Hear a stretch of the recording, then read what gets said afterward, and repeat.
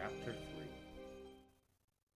Zach woke up in a hospital bed with wires hooked to his chest and machines whirring and beeping, feeling groggy and scared. What the hell had happened to him, and what was he doing here? When he made the attempt to sit up, both his dads came rushing into view, and from either side of his hospital bed laid him back down. His dad, Matt, insisted, "Don't try to move. They're still doing tests. None of us is sure what happened. Until we know, please try to stay as still as possible."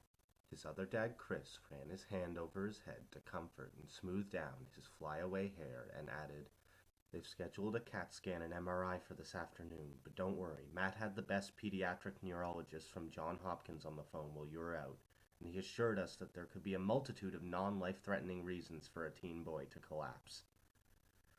Matt piped in, "Yeah, you probably pushed yourself too hard." He straightened out Zach's hospital sheet with a shaky hand, patting his chest as he did so. His dads exchanged a look of concern, and he wondered who they were trying to reassure with that statement, him or themselves. He knew what had happened to him was not normal, far from it. Something in his head was fried, but how could he explain that to his dads without sounding crazy?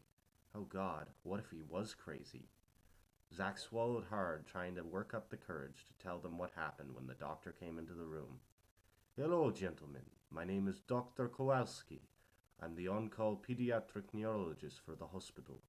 I understand your son had an incident at school." Suddenly, Zach had to hide a smirk because the guy sounded like a cheap B-movie Dracula. Every word he uttered was slathered with a thick European accent. "Hello, Zachary." The doctor checked his chart as he made his way to his bed. "How are you feeling now? Can you describe the events of this morning to me?" After making his way across the room, the doctor took his wrist in his ice-cold hand, which for some weird reason sent a shiver down Zach's spine.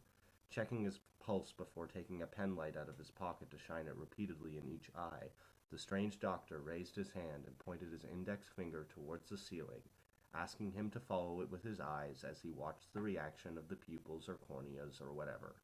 Hell, Zach was no expert, but this guy didn't look like one either. Zach couldn't help but think that the doctor looked pretty young to be a neurologist. He watched Grey's Anatomy with his dads all the time. He knew that they had to be at least in their 30s before they had a specialty like that, but this guy looked like he was straight out of college. His parents picked up on it too, and questioned his credentials right off the hop. "Excuse me," his dad, Matt, spoke up using his best lawyer tone. "Isn't there a more senior staff member that can examine my son?" Zach had to smile when his dad, Chris, the buff firefighter, stepped up on the doctor, attempting to use his physical stature to intimidate. Chris was the much younger of the two. He still had all his dark blonde hair with not a hint of gray. His face was unlined, and his dark brown eyes shone with a youthful vigor. Unlike his legal beagle of a dad whose hair was peppered with gray, crow's feet created by a lifetime of smiling, accentuated his older dad's soft blue eyes, and laugh lines had formed on his dimpled face. His youngest dad still looked like he was in his 30s, and still in peak physical condition, when in fact he was nearly 50 now, whereas Matt looked more like a rugged grandfatherly type with a slight belly. Matt loved to boast, "I robbed the cradle," while Chris liked to joke back, "You sure did, sugar daddy," which would elicit an eye roll from him every time. They both loved to tease each other relentlessly. Zach had to laugh as he thought, his dads, the unstoppable team, there was nothing they couldn't accomplish together. Just seeing their united front made Zach feel 100 times better. The doctor didn't seem to mind his credentials being questioned, because he just smiled and said, "Although I may look young, I assure I have been practicing neurologist and neurosurgeon for the past 10 years. I received my doctoral PhD of medicine from Harvard when I was 21. The rest, as they say, is in the genes." He winked in good humor at Zach as he said, "I guess you can say I got the brains and the looks." This seemed to satisfy his dads as they physically relaxed and stepped back to let the doctor do his job. Zach shivered once again when the doctor turned his gaze on him. There was something up with his eyes. For some reason he was reminded of Mr. Knight. The intimidating stare was everywhere these days. His train of thought got derailed with the litany of questions that followed. He answered all the ones he could, leaving out the crazy stuff. He'd tell his dads about it if something showed up on the MRI or CAT scan. God he hoped nothing showed up on either, but he would cross that bridge if and when he came to it. Zach smirked, trying to hold back a laugh, because for some reason he couldn't get the Arnold Schwarzenegger quote from Kindergarten Cop out of his head. He could clearly recall the young kindergarten kid asking Arnie, "What's the matter?" and Arnie responding, "I have a headache." And then one of the kids saying, "It could be a tumor," and Arnie answering him in frustration in his patented Arnie accent, "It's not a tumor!" Zach couldn't help himself, snorting out loud, quickly apologizing when his dads gave him a stern look to remind him that this was time to be serious.